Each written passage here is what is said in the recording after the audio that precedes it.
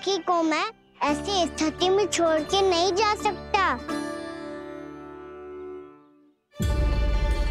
क्या हो गो? कछु तो बोल। कछु करना चाहिए मुझे, पर करूं तो क्या? वापिस गए तो जानकी और कस्तूरी पकड़ लेगी और मैया के पास ले जाएगी। समय पे घर पे ना पहुंचा तो पकड़ा जाऊंगा। हे नारायण, अब आप ही कोई सहायता करो जी। क्या हो गया जानकी को?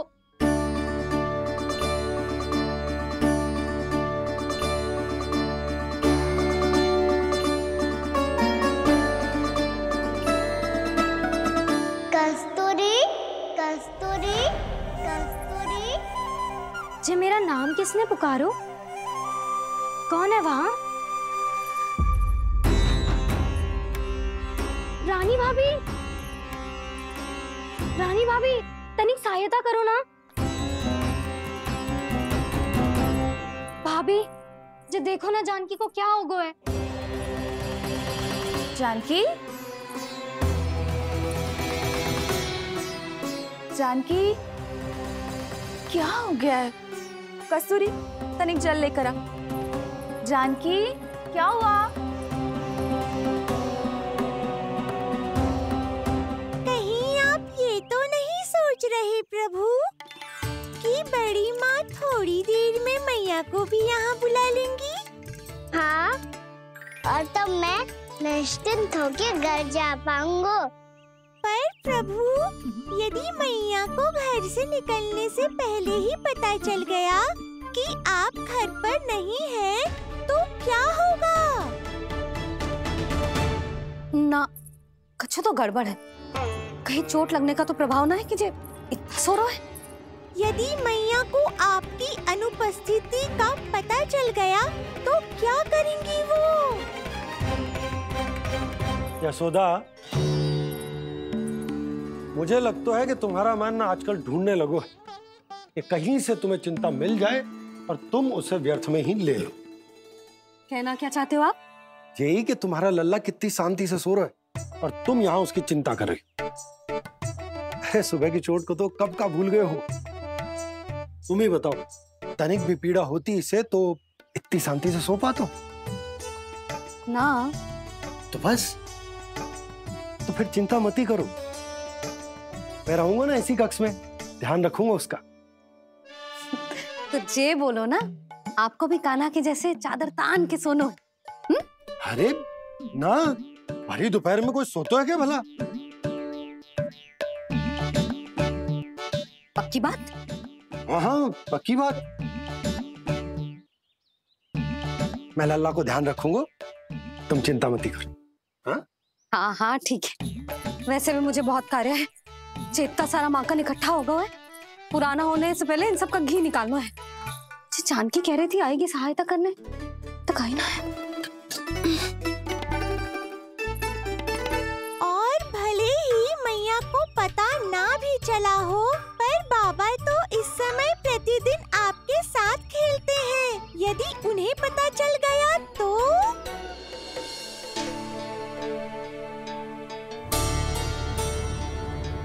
देखा मैया कितनी चिंता करती है तेरी।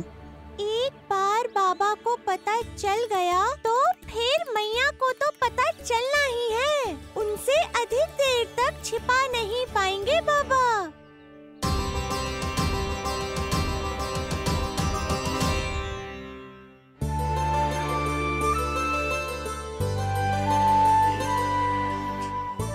तेरी मैया ने मुझे इतना खिला दियो कि मुझे बड़ी तीव्र नींद आ रही। मैं यहीं तेरे साथ तनिक विश्राम कर लेता हूँ।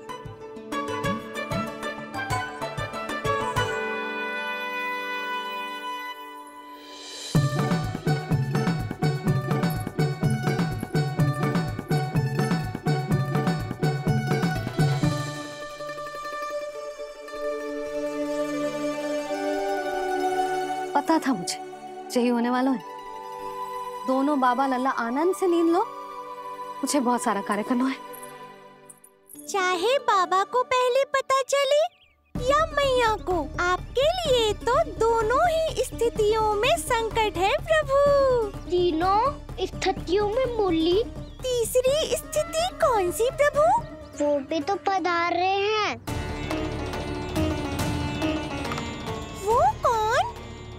जगत विख्यात महर्षि, अत्यंत क्रोधित स्वभाव वाले। प्रभु?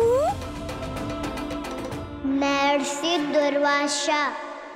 उनका गुस्सा बहुत खतरनाक है, इतना कि देवराज इंद्र तक नहीं बचे।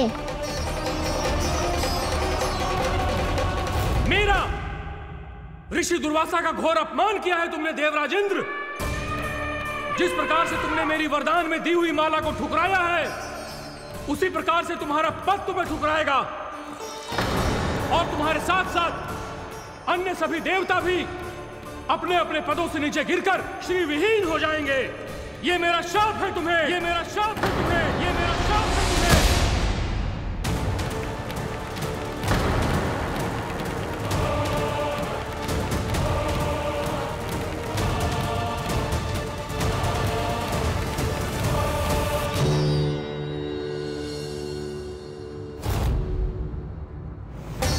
उनकी अर्धांगिनी को भी उनकी क्रोध का सामना करना पड़ा।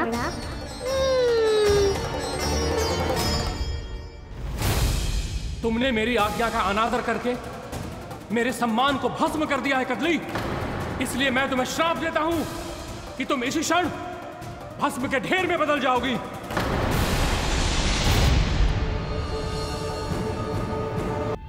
ये क्या किया महर्षि आपने? इंद्र को भी नहीं छोड़ा, देवताओं पे भी दया नहीं की आपने, और अब मेरी पुत्री को अपनी क्रोधाग्नि से भस्म कर दिया। मैं आपकी संवेदनाओं को समझता हूं ऋषिवर, परंतु यदि मैंने देवताओं को श्राप न दिया होता तो समुद्र मंथन भी न होता और उन्हें अमृत भी न मिलता। और अब मेरे श्राप से आपकी पुत्री और मेरी पत्नी कदली फल बनेगी, और श्री विष्णु जी की कृपा से सभी पूजाओं में सबसे अधिक प्रयोग होने वाले फल होने का सम्मान प्राप्त होगा उसे।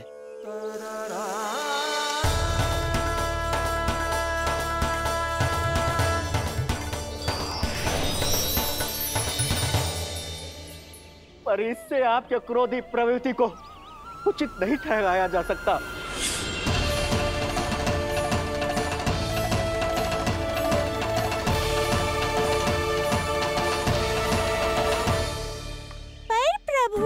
आपको उनसे संकट क्यों है? उन्हें थोड़ी ना पता है कि आपने क्या किया है। उनकी तपस्या की शक्ति को कम मत आगो मुरली, उन्हें सब पता चल चुका है। फिर तो फंस गए बुरी तरह से। अब केवल भयभीत ही करोगी, कोई उपाय भी सुझाओगी? प्रभु, इससे पहले कि ऋषि दुर्वासा या कोई और घर पहुँचे, आपको घर पहुँचना होगा, ताकि मैया किसी और पर विश्वास ही ना करे। तो चलो फिर।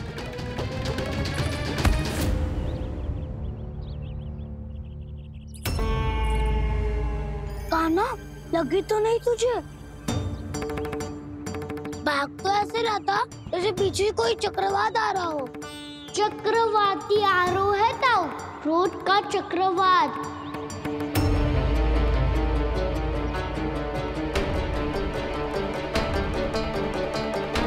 कैसे संभालूंगा मैं महर्षि दुर्वासा को?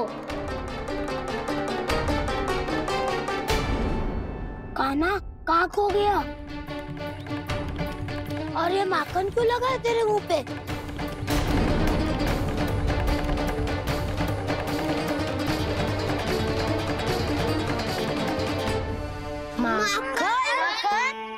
तुम सब यहाँ क्या कर रहे हो? मैंने तुझे चुपचाप घर से निकलते हुए देखा, तो मैं इन सब को एकत्र करके तुझे ढूंढने निकल पड़ा। देखो देखो, उसके मुंह के साथ उसके वस्त्र पर भी माखन लगा है। लगता है माखन खा के ना माखन में डुबकी लगा के आए हो कान्हा।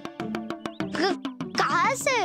अकेले अकेले चला गो अपने पक्के सखा से, पूछो तक ना तूने। मुझे भी ले चलता कान्हा, मेरी मैया तो बिना पूछे माखन सुने भी नहीं देती। मुझे ऐसा क्यों लग रहा है कान्हा कि तूने माखन चोरी चुप के खाया है, और वो भी किसी अपरिचित के घर से। कान्हा, किसी अपरिचित घर से ना खायो। मैं तो जानकी के घर गया था चुपके माखन खाने। हैं? प्रभु, अपना भेद स्वयं ही बता दिया सबको।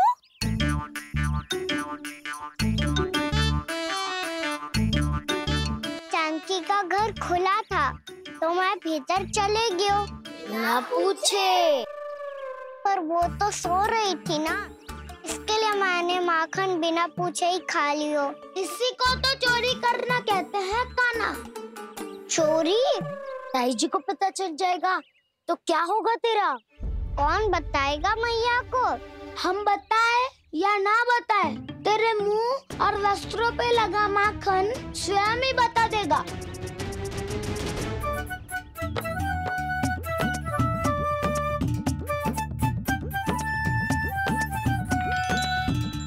माखन तो आपके वस्त्रों पे भी लगा है दाऊ। ये तो तब लगा होगा जब तू मुझसे टकराया था। हाँ, मैया तो यही सोचेगी ना कि आप मेरे साथ ही थे। अब बताओ, कौन बताएगा मैया को? वसंता भी ने तो सुना है, ये बताएगा।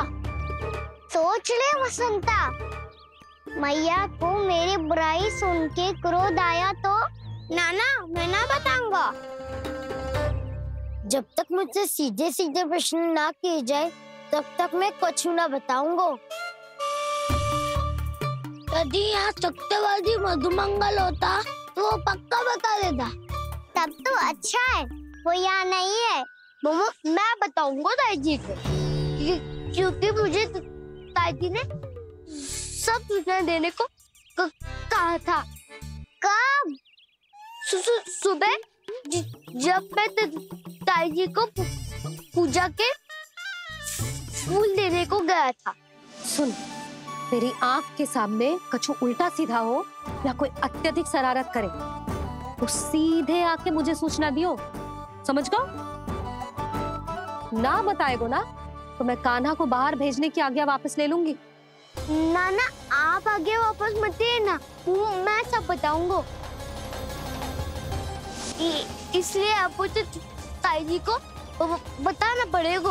अर्थात मैया ने आपको बाहर भेजने से पहले ही गुप्तचर की व्यवस्था कर ली थी। मैंने वो वचन दिया है। मेरी आंखों के सामने कुछ भी उल्टा सीधा हुआ तो मुझे सूचना देनी पड़ेगी। पर तेरी आंखों के सामने कुछ उल्टा सीधा हुआ ही ना, वो बातों का उलझा रखा ना, मुझे बताना चाहिए ना तो अनुचित होगा बलराम। और सखा को फंसाना अनुचित ना होगा, क्यों दाऊ? ये निर्णय मैं कैसे करूं? तो और कौन करेगा? कीचड़।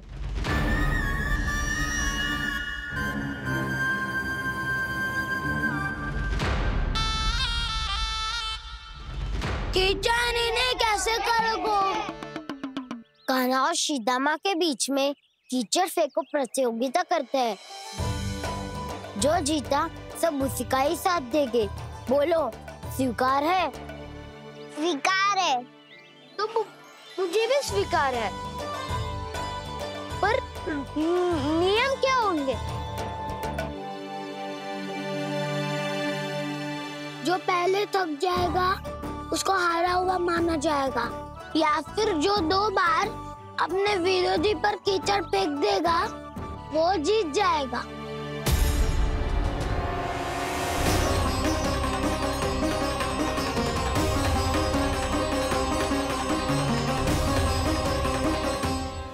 माखन चोरी की घटना के कारण महर्षि पहले ही क्रोधित है। अब कीचड़ से खेलता हुआ देखकर उन्हें और क्रोध ना आ जाए। कहना, तेरा ध्यान कहाँ है? खेल आरंभ होने वाला है। अब चुनौती स्वीकार कर ली है तो खेलना तो पड़ेगा ही। तो फिर चलो।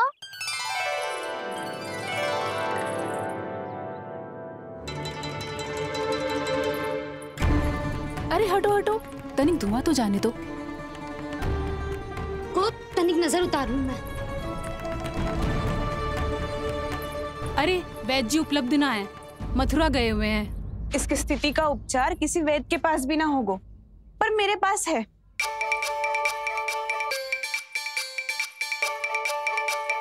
अरे अरे बस करो ये सब। ये अधिकतर समय यशोदा के साथ ही होती है। हो सकता है उसे कुछ पता हो। जाओ, कोई शीघ्र जाकर यशोदा को बुला ला। मैं बुला लाती हूँ। हाँ हाँ।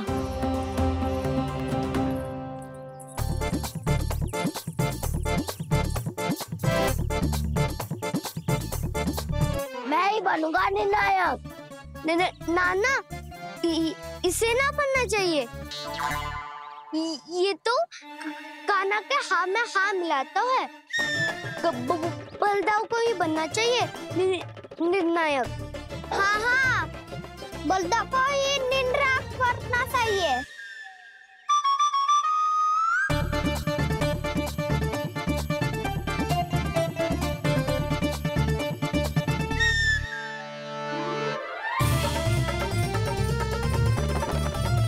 आरंभ करो।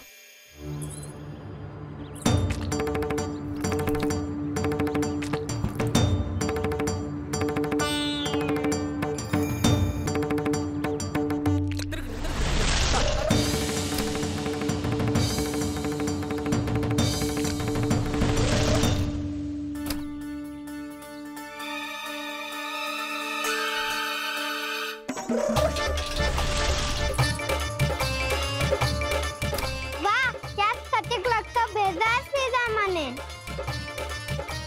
एक बार मैंने भी ऐसे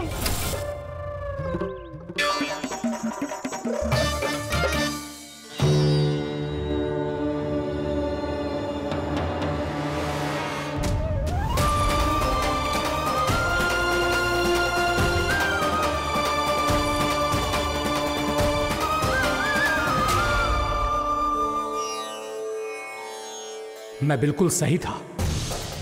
जो बालक सबके घरों से माखन चुराए, जो कीचड़ से खेले, वो नारायण का अवतार कदापि नहीं हो सकता। ये अवश्य कोई छलिया है जो कृष्ण होने का स्वांग कर रहा है। इसे इसके अपराध का बहुत कड़ा दंड दूंगा मैं। इसे इसके अपराध का बहुत कड़ा दंड दूंगा मैं। इसे इसके अपराध का बहुत कड़ा दंड दूंगा।